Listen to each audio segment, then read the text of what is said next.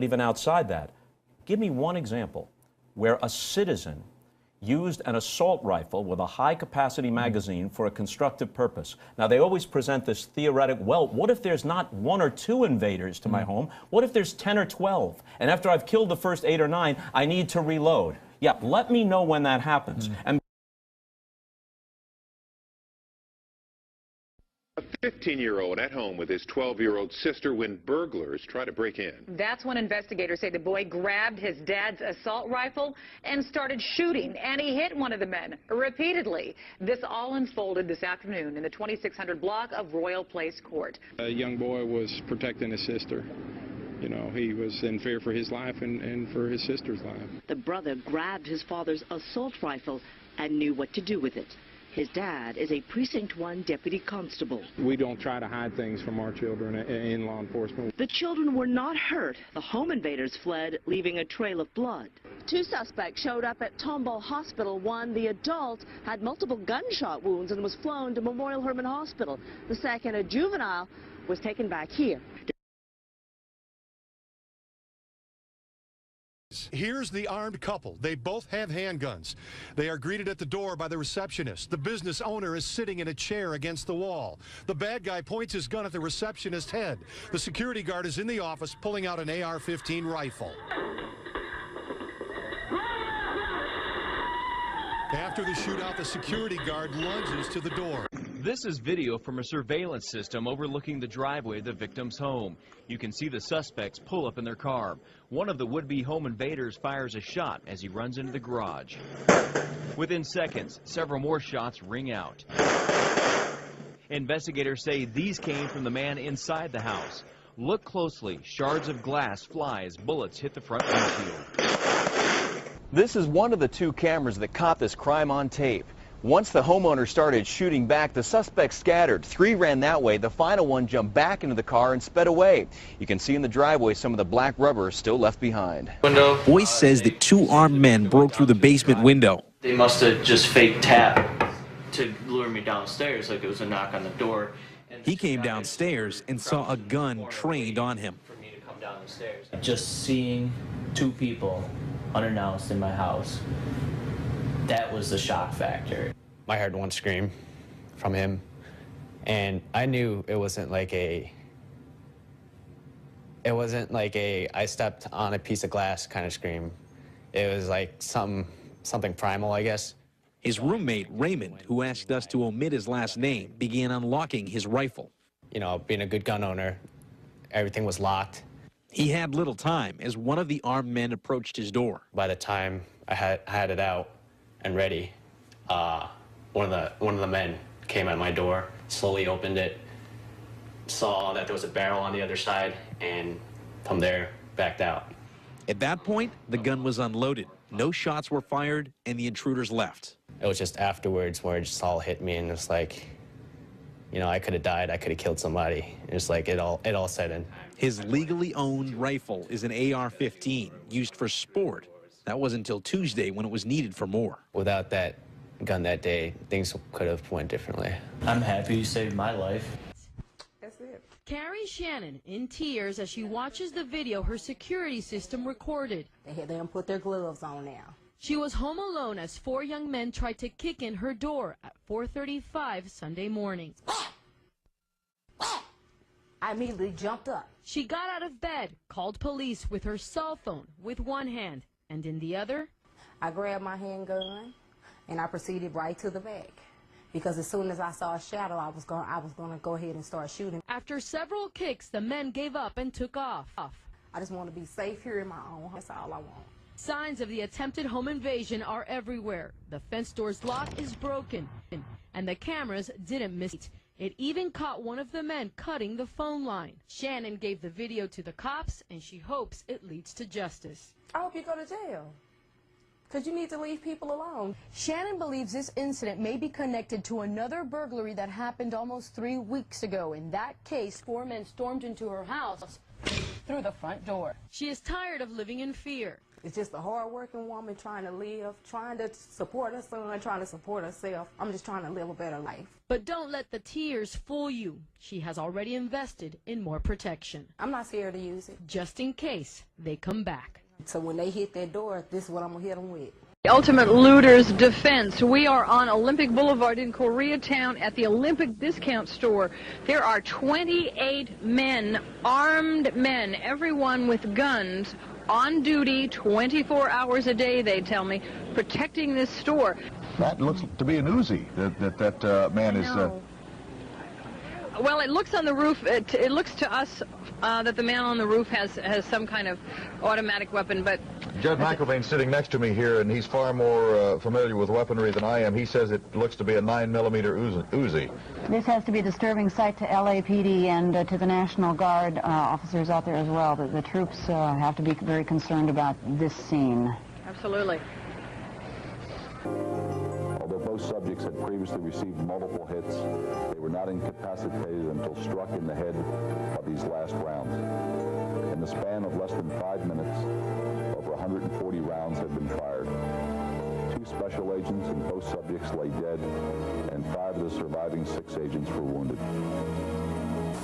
Would anyone care to discuss the experiences they had trying to reload during this gunfight? John Hanlon, I think he best described it, and I felt the same way after he gave the analogy of after you fire your first 6 rounds like I did and fired the 5 rounds that he had in his chief, that after you recognized, you realized that you were out of ammunition. You heard the gun firing continuing in a rapid way from the subject's vehicle. It was kind of like in him and me, just letting the air, the adrenaline just basically flowed out of both of us. And I think John best described it. If there was any time during this incident that I was fearful, it was right at that particular time. I knew after I was out of ammo I had to seek cover, but it was a very empty feeling. And I know Hanlon felt the same way, suddenly being out of ammunition. And then in my particular case, and I know in John's particular case, we both had our right hands blown up, our shooting hands. John was shot again while trying to reload his weapon. I ended up back behind my vehicle, of course, and I was trying to reload my weapon with one hand. I was making the conscious decision in my own mind as I was coming around to the car after I had fired my 6. How many rounds am I going to try and get into my weapon? 1, 2, 3, 4. How much time do I have? Is he going to come around the front of the car and take a couple more pops at me? I believe I got 4 into my hand. I finally decided I got 2 into my revolver. Tried to close it. Something as elementary and as simplistic as if you only can get 2 live rounds in, which way is the cylinder going to turn? You certainly don't want to hit on 4 empties if you only get 2 in there. We talked about reloading a little bit. There was, I think, something you wanted to get off your chest about loading. Want to talk about that? Well, just something that was somebody mentioned to me that they had heard that I had to reload a magazine, which was wrong. I fired the first magazine. I had an ankle holster on. My first instinct, as having emptied a magazine, was to grab for the nearest thing that had bullets in it, and that's the gun on my ankle, which I did. I fired 1 shot with that weapon. It's a Model 60. And having shot rounds with the 459, it just didn't seem like it was going to do the job. So that's when I put another magazine in the 459 and continued firing. How much ammunition would you fellas recommend that an agent carry? In this particular situation, as much as you can carry. I know a lot of agents that use revolvers go out with a revolver, no pouch, no spare ammo, and if they're involved in a confrontation, they've got 5 or 6, and that's all.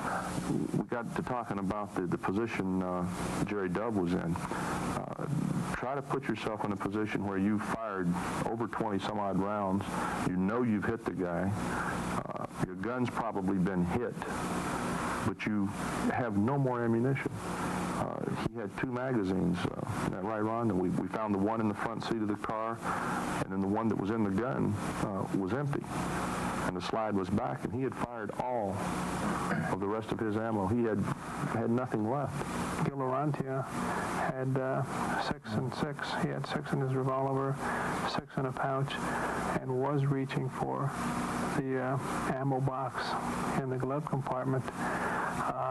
The ammo box in the glove compartment is great, but if you're caught in an alley or in a stairwell or a warehouse in a gunfight, you know, that ammo box in the car isn't going to do you much good.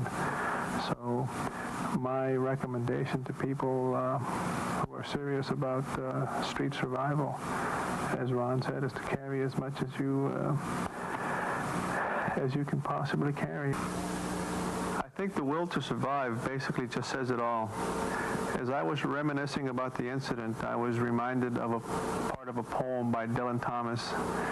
It's a poem about dying, and it goes, "Do not go gentle into that good night. Rage, rage against the dying of the light." That poem had some impact on me as a young man, and I guess that you could say that I was raging against the dying of the light on April 11th.